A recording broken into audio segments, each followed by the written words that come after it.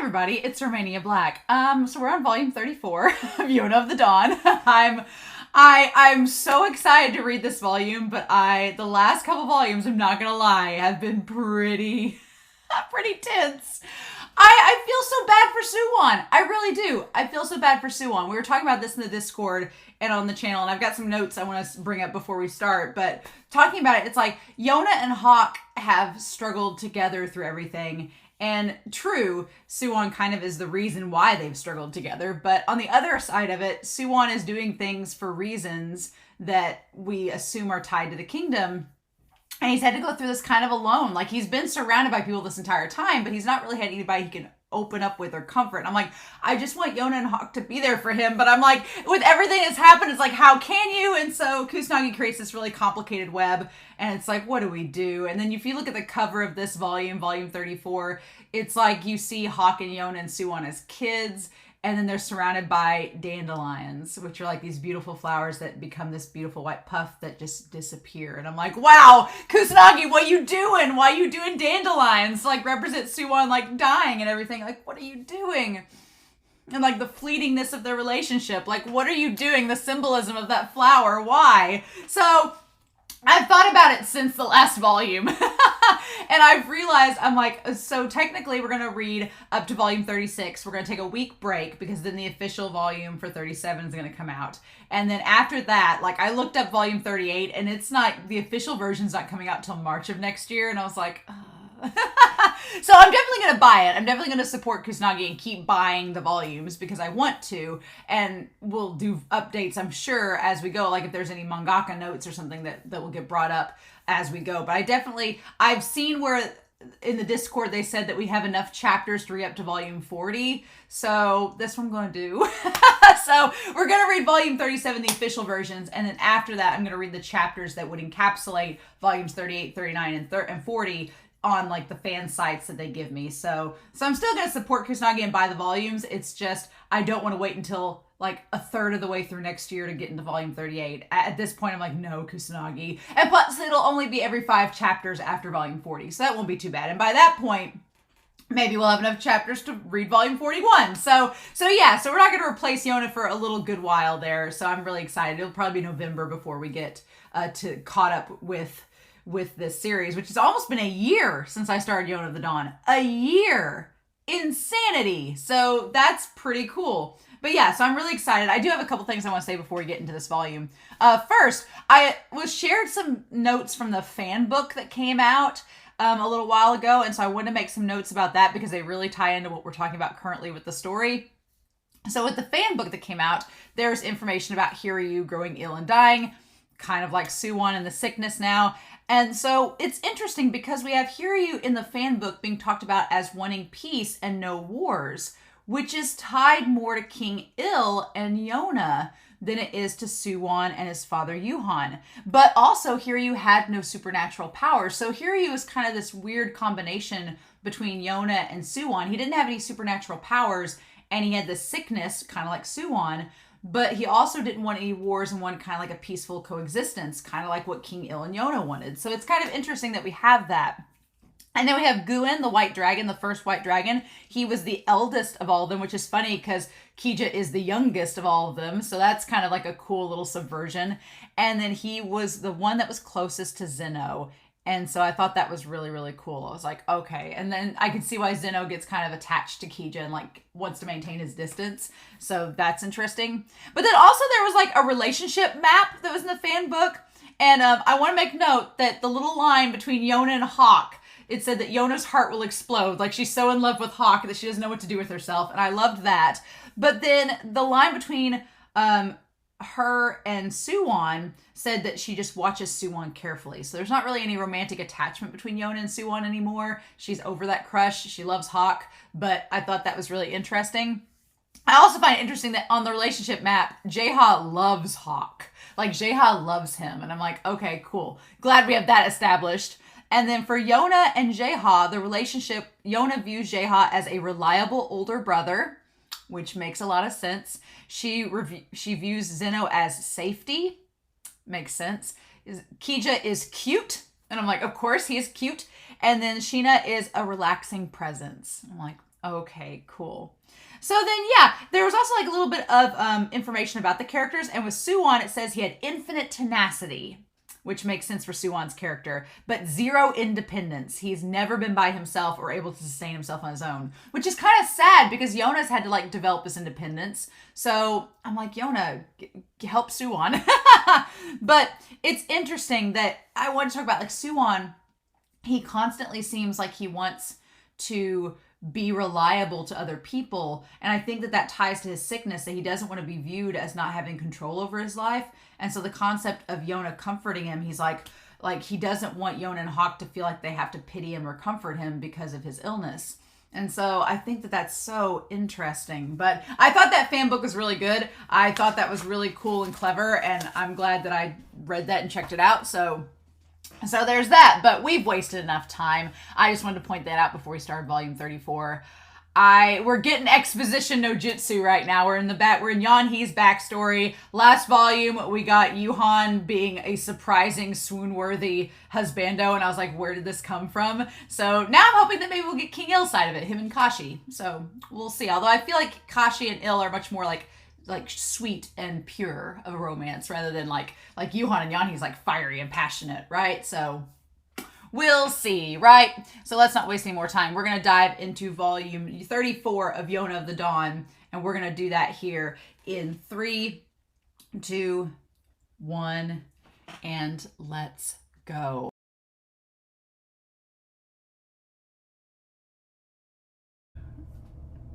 I had to gather my wits about me.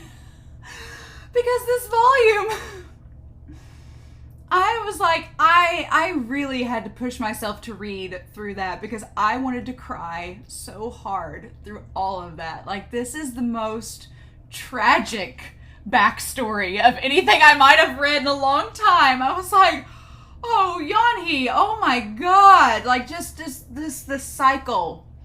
The cycle of violence and everything and hatred, and how Yon-hi by the end of it was like, this needs to break, but she couldn't tell Soo-won because of how, God, I had to bring Whiteboard Kun out because I was like, no, there's just so much with this. There's just so much with this and this cycle, and I'm glad that Yona has read this, because now I feel like Yona is gonna be like, no.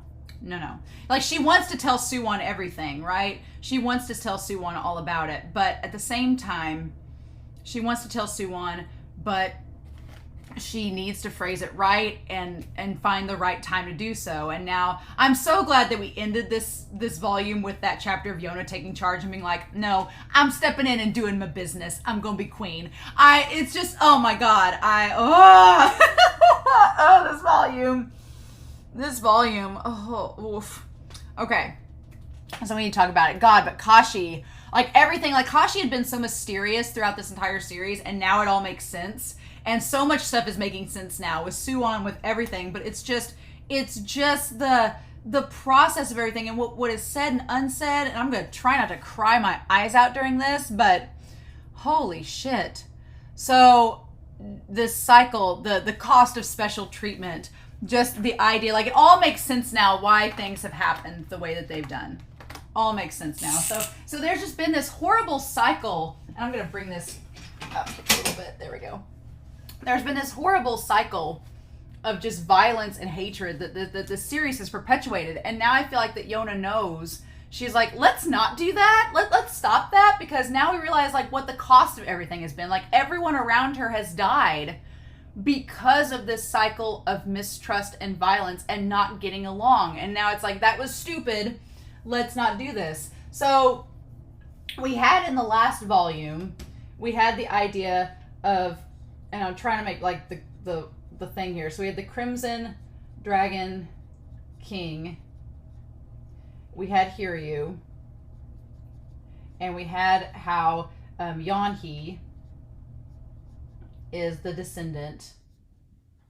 She's the descendant and has this illness.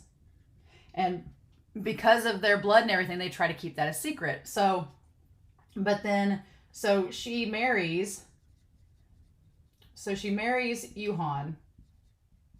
And one thing that I love about Yu-hon's character is that of how layered he is. That that's the thing. It's a concept I really like in fiction, is the idea that even people that do awful things still can find love, and that they're still human and they're still complex. And so her whole thing is like she finds Yu-hon terrifying for what he does, but she still loves him, and she's like, I can't help it. I still love him despite all of it, right? So marries Yu-hon. And so then there's the whole issue, and I'm like, how do you phrase this, right? So at the same time, she befriends Iksu and Kashi and goes to visit the priests, right? And the priests, who are also visited by Junam and Il, who are quite religious. And there's so many things explored, because like in the last volume, I was getting kind of like, I was being, a little bit presumptuous, kind of like Yon-hi was. I was like, oh, that priest was getting like really like crazy and all about it. He's like, oh, he must want, to have, thinking he had nefarious means, right? That he was going to do bad things to her people. And so, but then you find out, no, he didn't. He just went to thank them. That's all he wanted to do, was thank them for being alive. And the people in the village like found meaning from his visit, and like he was just like a religious figure, and that's all he did. Like it was actually really innocent. Like that's all that happened. So the priest in turn, like I'm gonna try to like map this around. The priest in turn goes to the village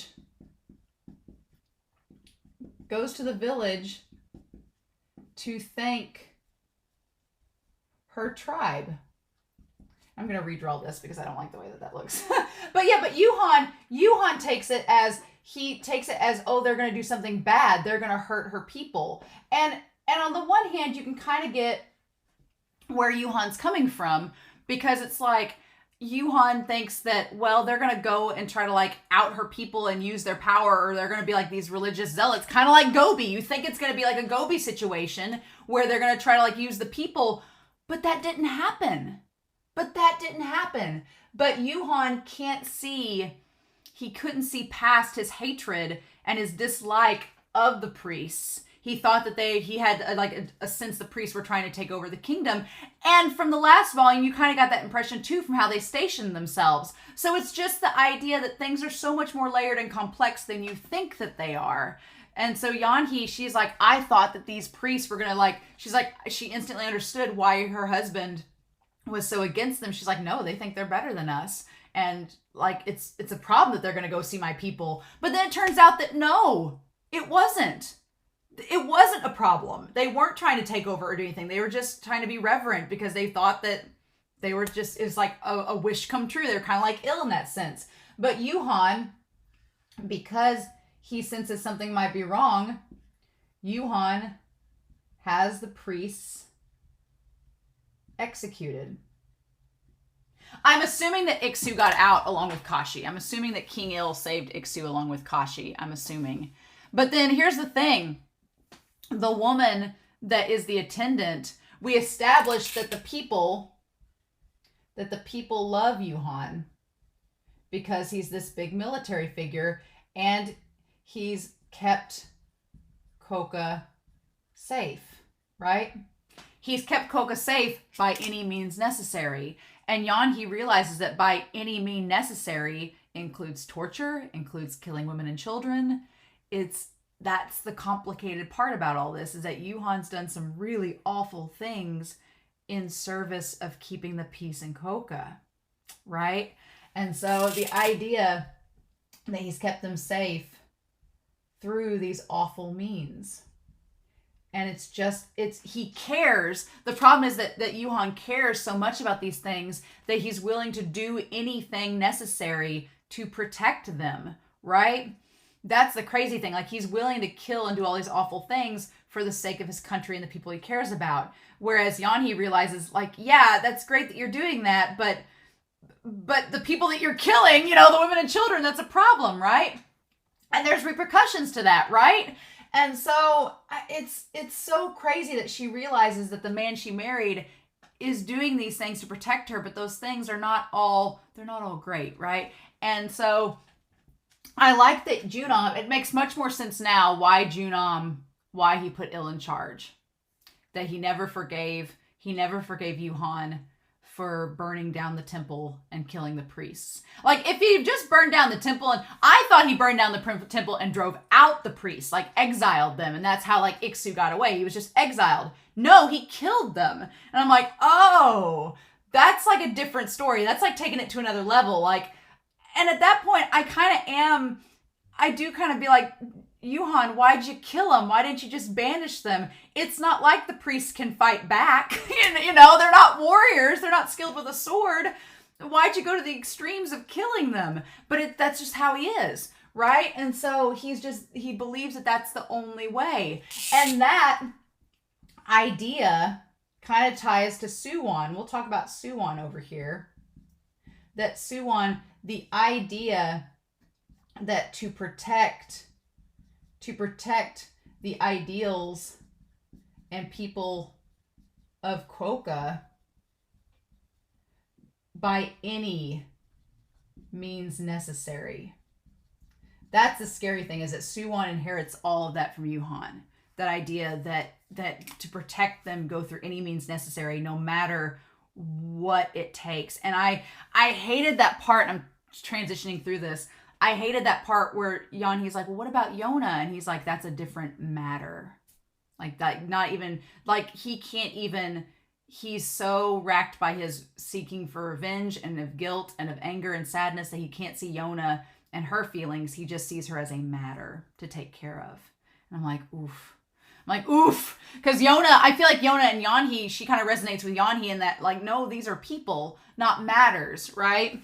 And so it's like Yu-hon removes that humanity from what he does to execute people because it's for the sake of the kingdom. And Soo-won's kind of inherited that. So it's really problematic. And then we go to the whole thing with, because he executed the priests, like just tying that back, that because he executed the priests, that Yon-hi's mom commits suicide. That whole part. Like, that whole notion that she couldn't take it.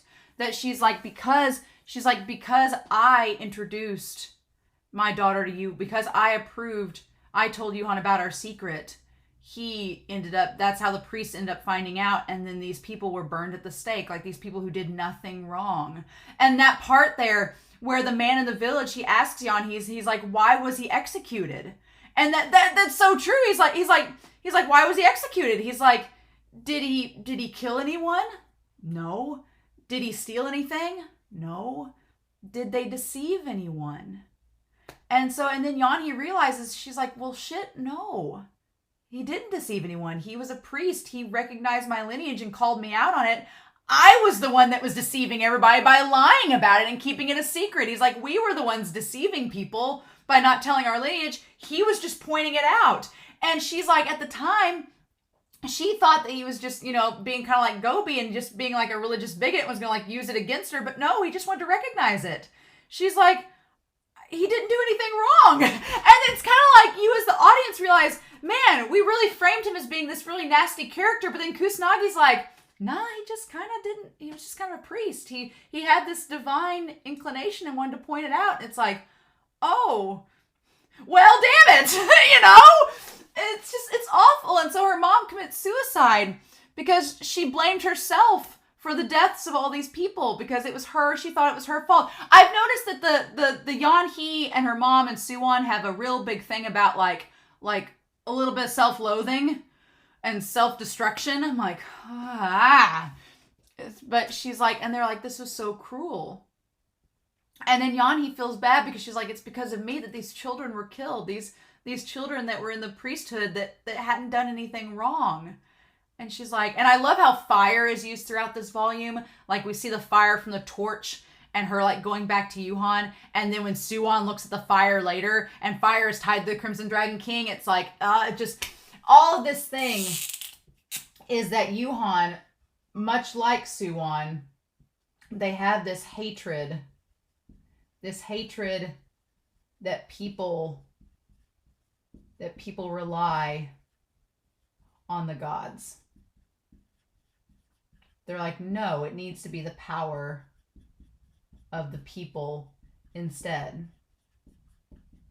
And you get that, right? You get that understanding and that argument because, yeah, I do like that Soo-won and Yu-hon have this belief that, no, we shouldn't rely on gods to solve all our problems. At the end of the day, like, it's fine to have faith in them, but we need to do things ourselves, right? And a lot of times people will take that religious angle and exaggerate it and use it to their own ends selfishly and use it to justify these horrible things. And that's a problem and that's wrong. So I like that they're like, no, we don't need to rely on the Dragon Warriors or the Crimson Dragon King. I like that. It's just the problem is that just like it is wrong for people to try to put everything onto the 4 Dragon Warriors and Yona, it's also wrong for you to kill these people who hadn't done anything wrong, right? To justify your means. So both sides have issues and both sides have problems, and Yona's realizing that. And at the end, the sad thing is, at the very end, King Il's like, I wish we could have found a compromise. And at the very end, Yon-hi's like, I wish we could have found a compromise. But neither of them were able to see it through. And so my only hope is that moving forward now, Yona's going to be like, okay, here's what we need to do. And that's the only thing that I was like, oh, I hope that that's the case. And then I like that she's like, it's because of you when Yu-hon shows up that my mother's died. But the thing of it is, like, I thought for a second she was going to get mad at him, but then we all know that Soo-won's born, so I'm like, well, what ends up happening? And she's like, my problem is that Yu-hon terrifies me, and I hate what he's done, and it is his fault that a lot of things have happened, but she's like, at the same time, I love him, and he loves me, so what do we do with that? She's like, this man's done awful things, but I still love him. And she's like, if I just wasn't related to the Crimson Dragon King, would any of this... And her whole thing about if I'd never been born, but he loves her despite that. And the thing of it is that Yu-hon loves her regardless of any of her lineage. And it's like, how do you... It's like Kusanagi makes this so complex. It's like, you can't hate Yu-hon for loving her, but then you want to condemn him for some of his actions, and you're like, Kusanagi, what are you doing, honey? But that whole thing where she realized, she's like, well, I can't change what's happened. It's in the past. We can only move forward. I love this man despite everything. So she's like, I guess the only thing I can do is just move forward and do the best I can. And so then she has Soo-won. And he's so like, Soo-won is, we established that he is very clever for his age. He is very clever for his age. And already is perceptive. Like, he's very clever, very perceptive, very well read. Like, he's kind of like a little child prodigy, kind of, right? Which, by 9 years old, forming military strategies with them, that broke my heart. Because I was like, Soo-won, you shouldn't be doing this. But we'll get to that. And so so 9 years have passed. And then she was finally able to have a kid after that. And so she says that he's only, what does she say? He's only like 3 years old or something. And so, yeah, he's three times as active. And so, yeah, so she has Soo-won. But about that time, so 9 years had passed. So if she was like 14, she'd have been like 23 or 21 or 22. And he says that King Il took a wife and they refused to have a large wedding. And that's the thing, that it's so interesting, the irony that King Il gave them the blessing for Yu-hon and Yon-hi to marry, and wanted them to have this beautiful big wedding, and they were like, no, we don't have it in this temple. And then when King Il marries, it's very small and private, because he marries Kashi and her face is disfigured from the burns that were caused by Yu-hon. And that's where it gets because of the burning, it scarred Kashi, and she married Il. But we find out that she asked Il to marry her, which is not surprising, because King Il's very timid, and he admits in this volume that he can't say things right. He tries to say things that doesn't come out properly, especially when he's flustered. So I imagine he can never admit to her that he wanted to marry her, and she finally was like, will you just marry me? And of course her thing is that Kashi She can see the future of everyone but herself. She can see the future. Which makes sense why she didn't take Yona with her that day, because she thought Yona would get hurt, and she was like, no, I don't want to do that. But that's interesting. She said she could see the future for anyone but herself, but she went on that carriage ride that day anyway. I guess maybe she saw that Yona was in danger, so she left her behind, and maybe that gave her a hint that something was going to go down. But she still went. That was the thing. She could see the future except for herself, but she left Yona there, and she still went. So, But yeah, so I figure it's interesting that, and Yu-hon, he supports Il's choice to marry Kashi, thinking she's a commoner because, well, as far as the rest of the kingdom knows, Yon-hi is a commoner. So he's like, well, I can't judge my brother for choosing her when I chose you and he thought she was a commoner too. And he didn't judge me. He gave us his blessing and didn't judge you for being a commoner. So I can't judge him for doing the same. And I kind of like that both Il and Yu-hon chose women that were not of royalty to marry. Again, Yona picking Hawk totally can work. I'm just saying, totally could be a thing. Just gonna put that out there. But yeah, and then Soo-won, and then her and Kashi. And Kashi having the long flowing black hair, it kind of reminds me of Kiryu of the Crimson Dragon King, except her hair is black. And then Soo-won fanning her, saying, I'll fan you. Like him being considerate of her, and her it fanning in her face.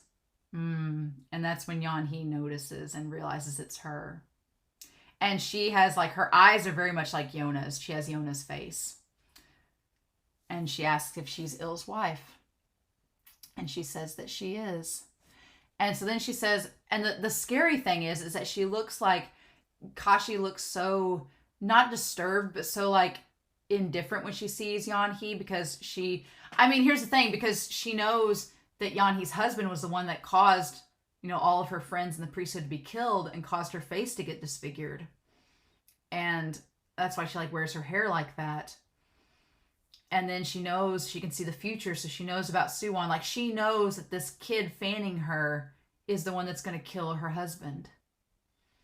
Which is crazy, right? But she doesn't say anything. But then Il shows up, and Il is very protective of Kashi because he didn't want Yu-hon to find out she was a priestess, because he was afraid, he didn't trust Yu-hon and was afraid that when he found out he'd try to hurt her, which he does.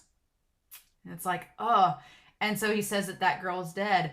And Yon-hi promises not to tell anyone, but Il admits later that he's so untrusting of everyone that he's like, no, he's like, just stay away. He's like, I just don't want to be around you.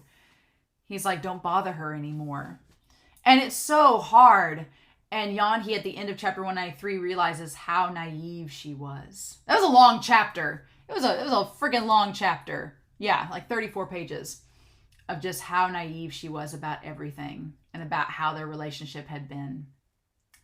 And so they go to the future, where we see that Kashi has Yona, little baby Yona, tiny little baby Yona, the tenacity of red blood. And it's that Soo-won went to go see her, and Il brought him back.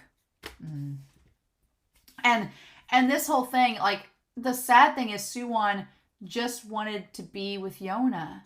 And he says that when he was little, people visited him every day, and he thought Yona would enjoy it. He's such a little kid, and he wants to, be with Yona and, make her happy. That's the sad thing. And Il's just like, no, I don't want this kid around. When he says this boy offends me, it's like he just doesn't trust him. And he doesn't trust that he's Yu-hon's son. And Il he's just so devastated by what's led to all this that he just can't let go of his hatred as well. So he doesn't like Soo-won from the start because he's Yu-hon's son, right? And then Soo-won, he wants to be kind to Yona, right? And everybody's like, how could he be so cold?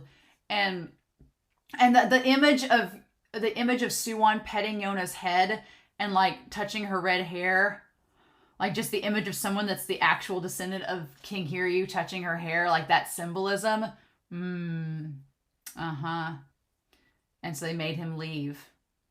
And Yon-hi tries to tell him that she tries to tell Soo-won that they didn't mean any harm by it. And she's so sad because she knows how King Il and Kashi used to be with kids. And she's like, and Soo-won's like, am I offensive? And she's like, no, no, no, no, that's not true. But the words didn't reach him. So it kind of establishes that Soo-won has believed that Il found him offensive. And that he never let go of that grudge. Even from like a childhood, it resonated with him and stuck with him.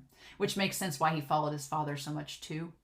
Because his father's words justified his first impression of King Il. It's like, ugh. And so but that's the thing. But Soo-won, of course he befriends Hawk. Of course he befriends Hawk. He's like finds Hawk instantly, and Hawk's his first friend. Of course that's the case. Why would we suspect anything else? But we see Lady Igni becoming friends with Kashi. I think that was beautiful that Lady Igni became friends with Kashi. It's just like Yona and Iksu's relationship. It's a nice parallel of that. But yeah, we have Hawk like stumbling out of a tree covered in feathers, and him and Soo-won becoming friends. And just like he instantly, and he has a little blush. Like you guys cannot tell me that Iksu was not instantly infatuated with Hawk. That Soo-won was not instantly infatuated with Hawk. Like he has the blush on his face. He's talking really fast. He grabs Hawk's arm. Soo-won was like instantly crushing on Hawk as kids, even if they didn't realize that's what it was. And he wanted Hawk to be around him. And then that's when Kashi like talks with Yon-hi. And we see little baby Yona. She's so cute. And Soo-won wanting to like talk to Yona and being like, you're so big now. I'm your cousin Soo-won. And then Kashi's like, it's okay. And then Soo-won's the one that introduces Yona to Hawk. And Hawk's like, why me? And then Hawk thinks that Yona doesn't like him. And it's like, oh my God, if only y'all knew. And then like Soo-won keeping Hawk around. And Hawk tells Yona there's a cat in the garden. You want to go see it? And Soo-won agrees. And then Kashi sees Hawk leading Yona away. And Kashi tells him to protect Yona. Like she saw it. She saw it and told him to protect her. Like she knew. She knew something was going to happen. And then we see Hawk and Soo-won leading Yona away.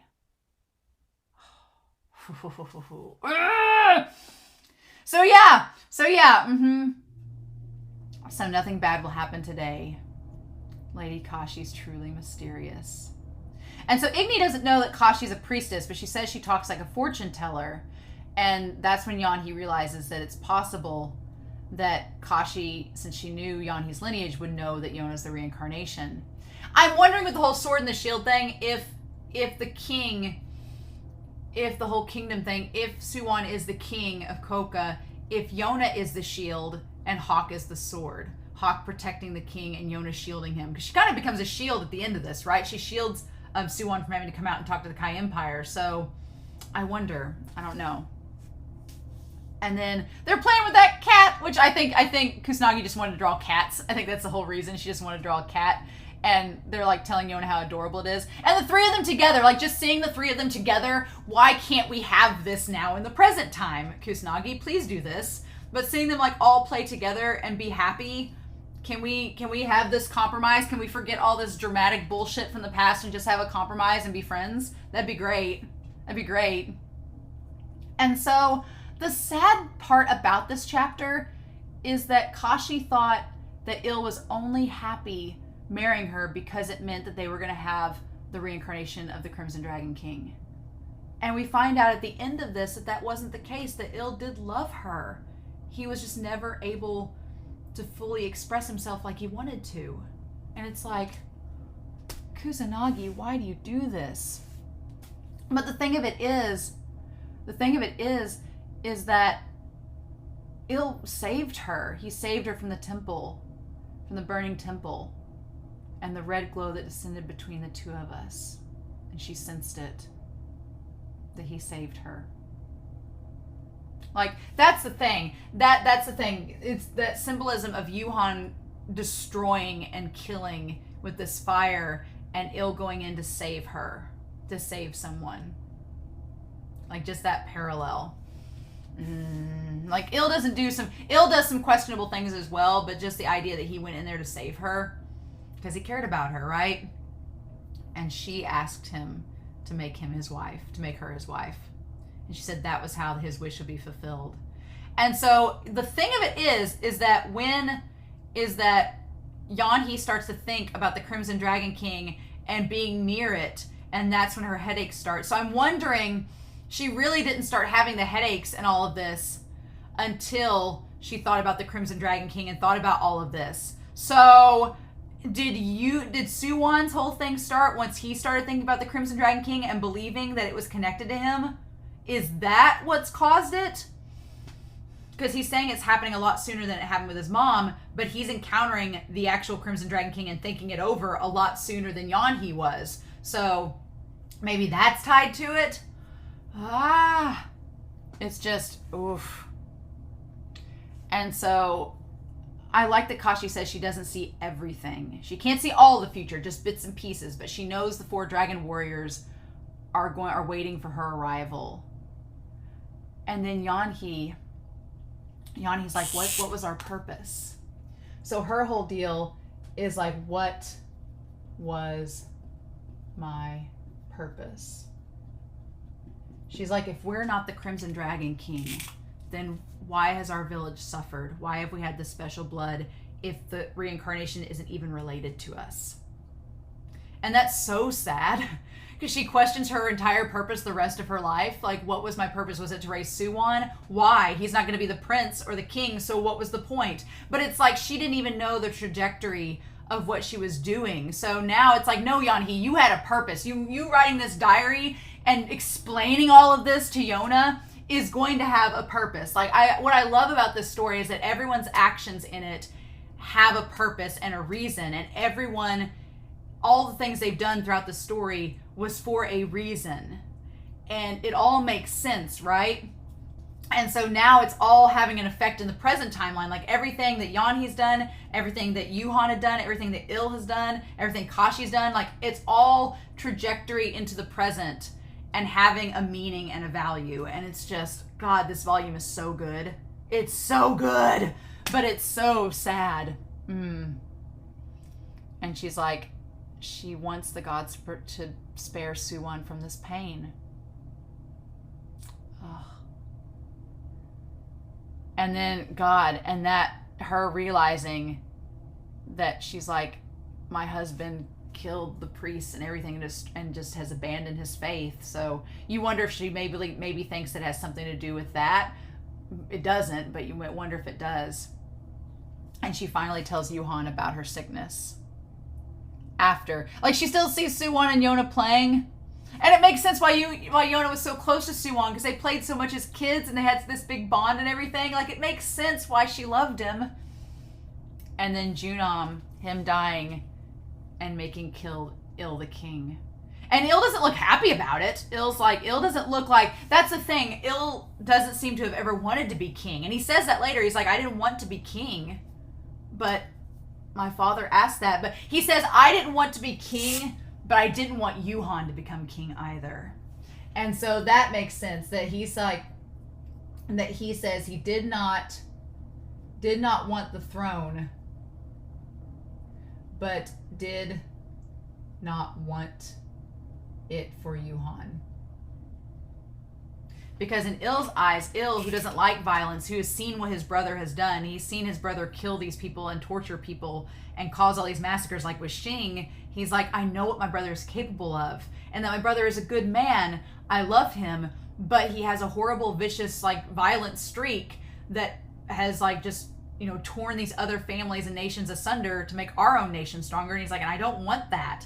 He's like, I don't want our nation to become great at the cost of all these innocent people dying. So he's like, I don't want my brother to be king. The problem is that when Il becomes king, he doesn't realize the balance that, unfortunately, this kingdom has set up this precedent that for it to have this peaceful existence, there's had to be wars and violence. And Il trying to immediately go cold turkey from that has a horrible negative effect, and the people don't like Il. So it's this horrible domino effect. And it's like both Il and Yu-hon, you see where they both come from, but there's no balance in between them. They're two extremes, right? And the two extremes, they just, there needs to be a balance. And so Junon passes away. And Il, I like that everyone's upset about it. And Yu-hon, he's like, why wasn't I chosen? And there's this suspicion that because of Yu-hon burning down the temple, that's why Junon chose Il over Yu-hon. Now, whether that was entirely the case, I don't know. Or whether Junon believed the same as Il, that Yu-hon wasn't good for the kingdom as a whole, I don't know.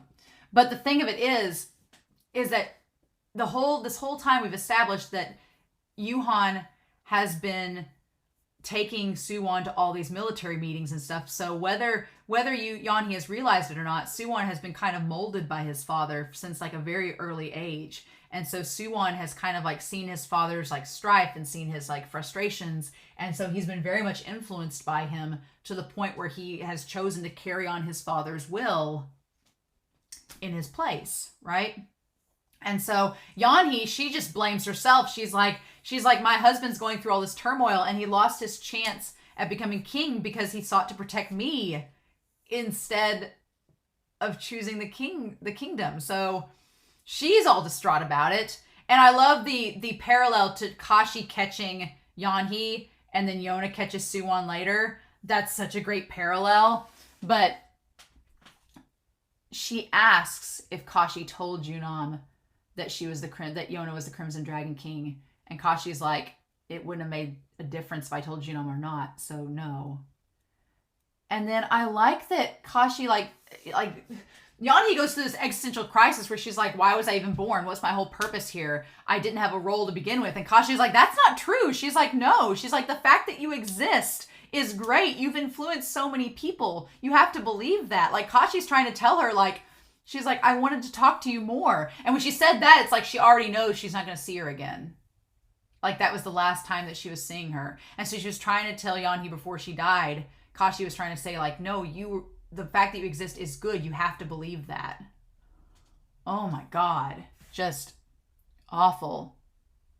And they draw Yon-hi so bad, but they draw Soo-won worse in this volume. Like, when Soo-won is like suffering from sickness, he looks miserable. Like, he looks the worst. And so, of course, now Yu-hon finds out about the sickness. And so they decided they're going to move her somewhere else.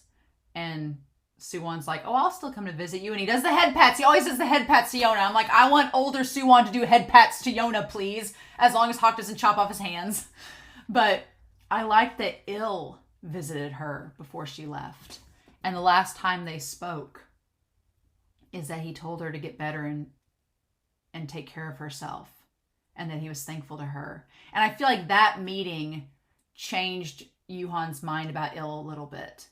That he was like, okay. Like, he defends his brother after that because he sees that despite everything, his brother still cared about his wife and was kind to her. And Yu-hon's like, well, damn it, my brother, despite everything, is a good person.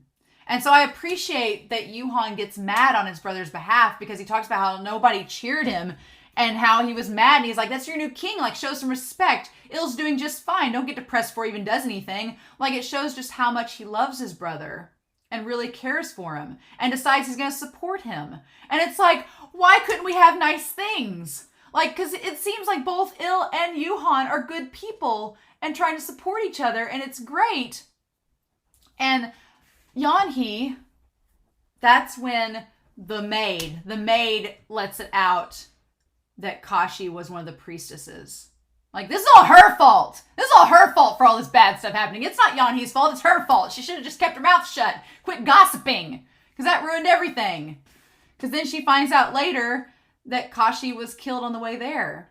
And I do love that we get to see, like, young Min-soo and young Ki-shuk. We get to see them as kids. And, well, Ki-shuk's 15. But we get to see them as they're younger. And just to know that Soo-won, Ki-shuk, and Min-soo have known each other all these years. Like, their bonds are tight.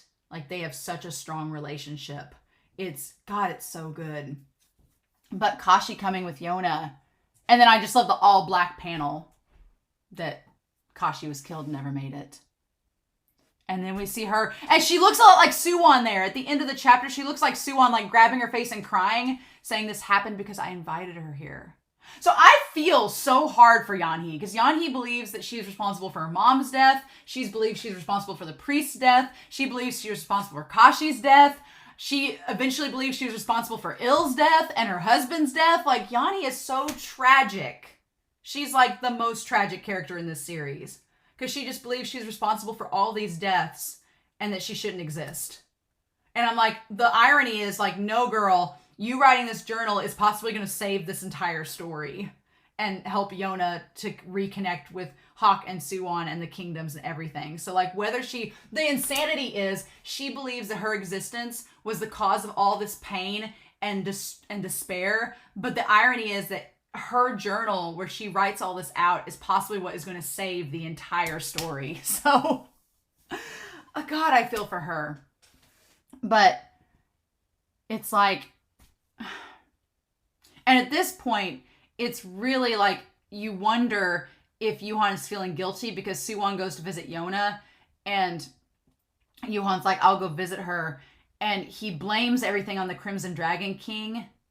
Like, I won't let him destroy what I care for. But it's like, but you were responsible for Kashi's death. It's like, And you get where Yu-hon's coming from. He just wants to keep the people he cares about safe. And then 2 months later, he passes. And then she just crumbles, right? And she just won't eat or anything. Now that Yu-hon's no longer there.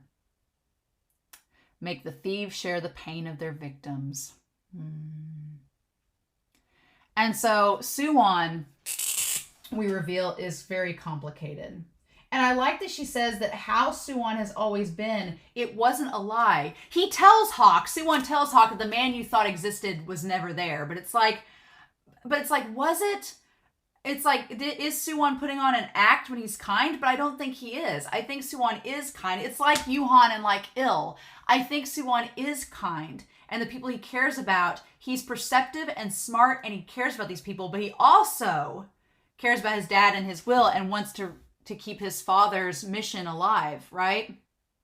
And the moment where he gets in bed with his mom is so sweet, where he's just like, well, I'll sit here with you. And it's so cute.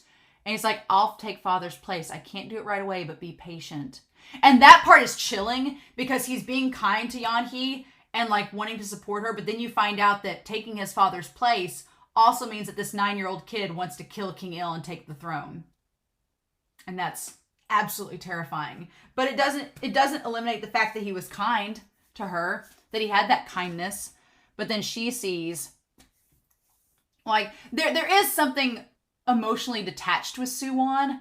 Like, I don't know, like, how you describe it, if it's a condition or how you describe it, but the fact that he's so detached emotionally, like being able to, a 9-year-old kid digging up his father's corpse to examine it, and then gathering all these men together, and these men are all like supporting this 9-year-old kid. Like we saw it demonstrated back in the village with Ogi, but here we see it as well. Like I feel for Soo-won because he was just denied this childhood, right? That he's taken it upon himself to live out his father's will, and Yon-hi's words couldn't reach him. And so, God, it's complicated and it's sad. And Yon-hi, she feels awful about it, and we find out that yeah, Il did kill Yu-hon. Ki-shuk witnessed it, and he knows that his brother was lying, and the only life Il ever took was his brother's because he killed his wife that he loved. And the thing of it is that Il admits later, he's like, what I told my brother and how I said it wasn't right. He's like, I wish I could have said it differently, but I couldn't. It's like, oh my God. And he's like, you killed Kashi. And he's like, you make judgments and you force them on people who can't understand. And it's awful because you know why he did it. And then And then Yu-hon, up until his death, he's like, stop clinging to absurd delusions. You're the ruler of Kwoka. You need to reign as a king. He's like, I'll serve you loyally, but you gotta like don't leave your nation in the hands of gods. But the thing of it is, it makes sense why Ill's like that, because he can't trust people. That's the thing. The thing is that Ill, he's like, I couldn't trust people. So he's like, the gods were the only thing I could rely on. He's like, the people had all left me down. So he's like, my own brother lied to me. My own brother lied to me. He killed my wife. He killed the people. He killed what my father and I like worshipped, and we killed the priests and everything. I'm like, it's so emotional, but you get where Ill came from. He's like, I relied on the gods because I couldn't rely on you. He's like, I couldn't trust you or anybody else. So it makes sense why he did that. But then you understand what Yu-hon's coming from, being like, but no, you can't do that. So it's like, again, Kusanagi, she portrays these two brothers as being such extremes and on opposite ends of everything. And it's like, damn. It's crazy. And he's like, I can't take another step with you. And Yu-hon tries to like grab a hold of his shoulder, and he shoves him away. And Ki-shook,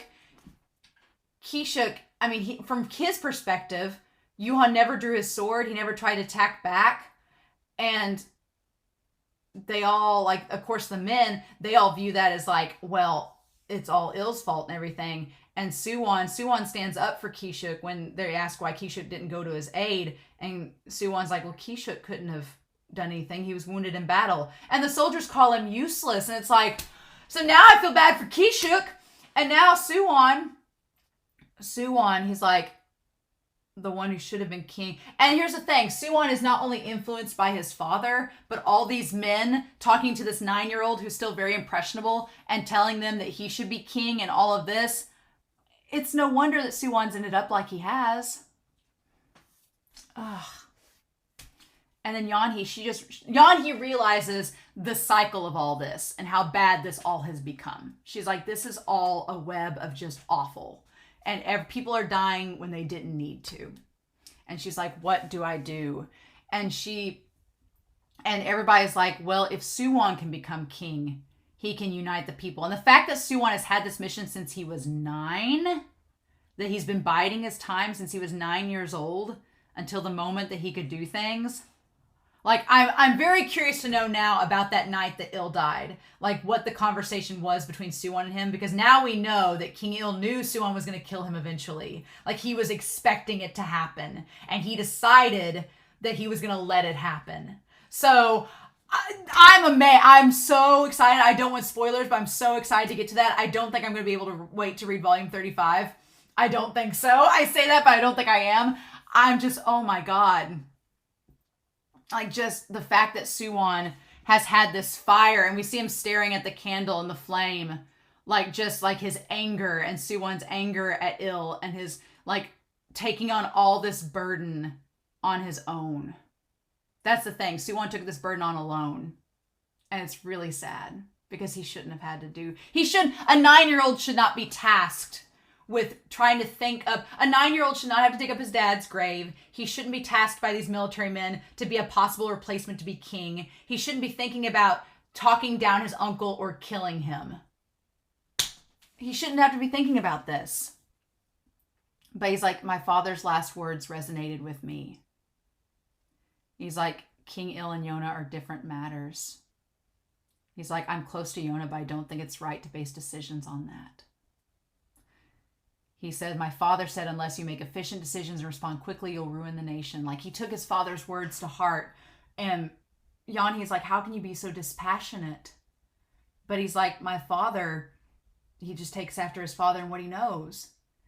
And he's like, if I get close to someone and I get too passionate, then it'll end up in my death. And he's seen that happen firsthand, so. God! He's like, I told you I'd take father's place. I have no need for gods. I'll see everything through myself. So now we know Soo-won's motivation. We know how Soo-won has been since he was a kid. His father taught him all these principles, and he's like stuck with Yu-hon's principles all these years. But now we see that he was motivated because he didn't like King Ill. He didn't like King Ill from the start because King Ill left a bad impression on him. and then he views King Il a certain way. But Yon-hi knows from, and the thing is, Soo-won's not read the journal, so he doesn't know about Yon-hi's correspondence with King Il and how they knew, right? They didn't know. And so I'm like, Yona, you've got to tell Soo-won about all of this. I don't want Yu-hon to I don't want Soo-won to burn his mother's journal. I'm afraid he'll find the journal and burn it. I'm like, no, you need to read all of this yourself and know. Like, you need to read all this and know. Soo-won's smart. He needs to read that journal and just know from it, right? And like, Hawk needs to sit down with them. They all need to sit down with them. It's like, oh my God. Oh my God. It's wild. But him saying that he'll do everything himself. Him carrying on his father's, which it's for the best. I think that Soo-won doesn't want to rely on the dragons or Yona. I think it's for the best that he doesn't want to do that. But at the same time, it's like he's just completely let go of any possible connections he could make with these people to enact what his father's will was. And it's like, but Yona and Hawk, man, they're like your friends. They love you. And you're just going to forsake them for that. Oh, God, it's awful. So complicated. I do love the color spread of chapter 197. I love chapter 197 so much. That's what got me. But seeing Zeno with the fan service and seeing like the chest of Zeno and seeing Jae-ha like petting Ao and all them, it's really cute. But yeah, so Yona. And I love Yona just looking up, like trying not to cry and realizing, like, I'm so glad Yona has found out everything about her mother and her father. I'm glad that Yu-hon wrote the letter back so that she could see what her father's response was. And chapter 197 is so good. Like, all the things about what Yon-hi wanted to do. She's like, I'm writing to you because she's like, me and she felt a disconnect with her son. She's like, at this time, the heart of it all, Soo-won's at the heart of it all.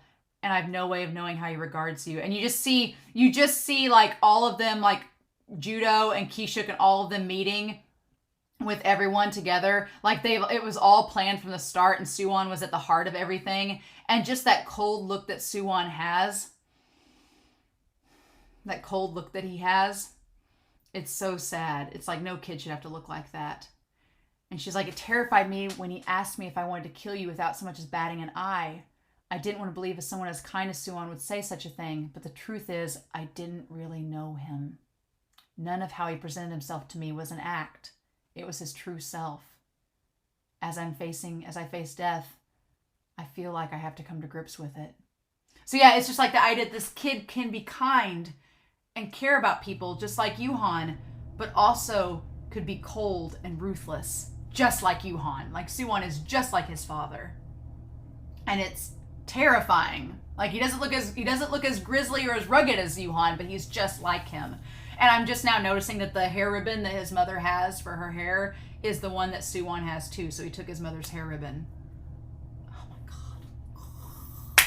So I'm like, but Soo-won, you don't realize all the truth. He doesn't know everything. Oh. And so, yeah, she's like, if I had tried harder, perhaps these tragedies could have been avoided if we had just... She's like, if I tried to understand the high priest and asked Prince Yu-hon to find a compromise. Yeah, back then, she's like, I made a preventable mistake. I based my biased view and I made things seem like bigotry when maybe they weren't. She's like, if I had tried to understand the situation first and understand both sides first and reach a compromise, then the priest didn't have to die, Kashi didn't have to die, my mother didn't have to die. All these things could have been avoided, and there's like the fire around him. So that's why I'm like, I hope that Yona reading this is like, we don't have to have all this bloodshed and violence. It's just furthering the cycle. Like if we just try to understand each other, maybe we can stop some of this. Like that's what Yon-hi wanted to do, but she can't tell Soo-won because Soo-won's so entrenched in everything that it's just not going to reach him. So she tries to tell King Il, being like, I don't know what to do, but I need to tell you. She's like, I don't want you and Soo-won or Soo-won and Yona to hate one another. She's like, Soo-won will not hear my voice. So for our children's sake, find a path to reconciliation. And then Yona's like, she wanted to reconcile with my father. Oh, and so now Yona realizes why Il didn't want Soo-won and her together. Because she knew what was going to happen, because he knew what was going to happen. He knew Soo-won was going to come kill him. And he didn't want Yona to get attached to Soo-won, and then for Soo-won to murder him and for her to be so complicated about it. And we see in the bookmark his response. But it's like he didn't send it to her, which is interesting. It's like he wrote the letter just to get his feelings out there, but he knew she wasn't going to be able to read it, so he kept it in the bookmark. And just him crying for her, and for him realizing that him and his brother were not the same. We were two different people we had different ambitions and different goals and different wishes. It's so sad. And we see Yu-hon there, and he kind of looks like Hawk with the sword and everything. But he was jealous of Yu-hon. And he was jealous. He's like, my brother had everything. My brother had friends, he had power, and then he had the Crimson Dragon King that I believed in. So Yu-hon's like, I'm the one that was spiritual, but you get the descendant of the Crimson Dragon King. He's like, you get everything. How unfair is that? And he's like, there was no trust between us. We cared about completely different things and wished to avoid very different things. And he's like, I knew my brother was concerned, but I was never comfortable speaking with him. And then he admits he regrets he could never talk to him the right way. And he's like, I couldn't make him understand that he loved Kashi and he cared for her. And he's like, I thought, and he's like, when he read Yon-hi's journal and realized that Kashi didn't realize how he loved him, he's like, I thought she knew everything since she was a priestess, that she could tell how much I loved her. And it's like, ah. And Yona crying as she realized all this. He's like, I'm not suited to be a king. He's like, I know I'm inexperienced and a coward, and I'm unable to inspire others. And he's like, I can't defeat your son, so I'm not going to try to stop him. He's like, I'll hold no weapons and will surrender. And he's like, I just didn't want my brother to become king. And we see all the people burning, like all the priests burning at the stakes and saying that he's just a placeholder. Until the next person takes the throne, until Yona reunites the Dragon Warriors. Not till Yona becomes queen, till another takes the throne. So he knew Soo-won was going to take the throne. Oh. So just the fact that Il didn't want to become king, but he didn't want his brother to become one either. He's like, I just want to be mindful as I raise Yona to prevent what tragedy befell Kashi. And then, of course, it makes sense why Il was avoiding Soo-won, because how could you go near some kid that you know is eventually going to kill you? It's like, yeah, no, that makes sense now. Oh. And he says, you mentioned in your journal that Soo-won won't prioritize Yona. And that's one possible future. But he's like, I can't accept knowing that I'll die and she'll be alone. So that's why, like Kashi saw in Hawk, that he would protect Yona. He's like someone that won't betray her no matter what, who cares for her more than anyone. That's the thing. That's the thing. That's why, like, Soo-won was willing to forego Yona and sacrifice her happiness for the sake of the kingdom, which you get it. You get it. You get his reasons and motivations. But Hawk would never sacrifice Yona for anything. And it's like, if somebody's going to be with Yona, like romantically or as a partner, that's Hawk. That's it. And that's kind of like Yu-hon. Yu-hon was willing to do anything for her. Oh, God, it's so layered and complicated. And Kusanagi, how dare you? How dare you? How dare you? And so he's like, this journal is full of painful memories, but I can't bring myself to burn it. And it's like Yon-hi and Il both wish they could have talked to their partners more, and they have such regrets. And then we see Yona, like, with the journal and cinching together the bookmark. And now she knows everything. Oh my God. So yeah, and then we have Min-soo and Yoon, he's like, Min-soo's trying to find a way for Yoon to go get the Sinju herb. I don't think the Sinju herb can heal Soo-won, but I think maybe it can help to prolong his life. So until they do something else about the Crimson Sickness. So I appreciate that Min-soo is like trying his best to like hurry up. But yeah, so now Soo-won has the chain holding his hair, not the ribbon anymore, like his mom, but But him holding his head, like they make Soo-won look really. He looks like Victorian tuberculosis pretty, and that's weird to say, but like in a lot of like old Victorian like novels and movies, anytime somebody has like tuberculosis, they're like pale and beautiful and like fragile and like just like wafer thin, and that's kind of how Soo-won is. It reminds me of that a lot. I think of like Moulin Rouge, but he tries to tell the dragon warriors. Of course, I mean, how embarrassing for Soo-won that he's like denied the existence of gods and dragons and all that up on through this time, and now they're the ones helping him, and he wants to be in control of his life, right? And the dragons are trying to figure out everything, and I'm glad that Jae-ha makes the connection that Yona, get that drama bullshit out of here. He makes the connection. He's like, okay, Yona knows about the sickness. She doesn't want Hawk to know because he'd be in danger of being killed. Got it. Got that all together. Figured it out. It's great. And so Zeno realizes it too. And then I like that Sheena's like, Yona doesn't have to bear this alone. She asked us to follow her. We need to be here for her. We started this journey in order to protect her. I love it. I can't wait for volume 35. I can't. And so now, I love Yona standing up for herself in this. She's like, I'm staying here till Soo-won gets back. I'm part of the royal family. I know about the sickness. Judo, you're not letting me leave. I'm going to go see Soo-won now. Why are you hiding this from me? This is dumb. And then Soo-won he looks so miserable. And it's awful. And her's like standing up with him, like as his equal. And Soo-won's trying to figure out why this is affecting him so soon. Unlike his mom. His mom was only 39 when she died. That's so sad. And then she took ill at 36 and passed away 3 years later. So yeah, she's been dead a long time and they just haven't said anything about it. And I love that Yona's like, nope, gonna be doing this thing. You're gonna lay down. I'm gonna handle the envoy. You can't show up to a foreign envoy showing any sign of weakness. That won't work. And I love it. Mm-hmm. And there's a time where Soo-won, if you look at him, he looks a lot like Yu-hon, like with his eyes, especially when he's like kind of clouded. And she's like, nope, I'm doing this. She's like, I'm a member of the royal family. I got this. It's great.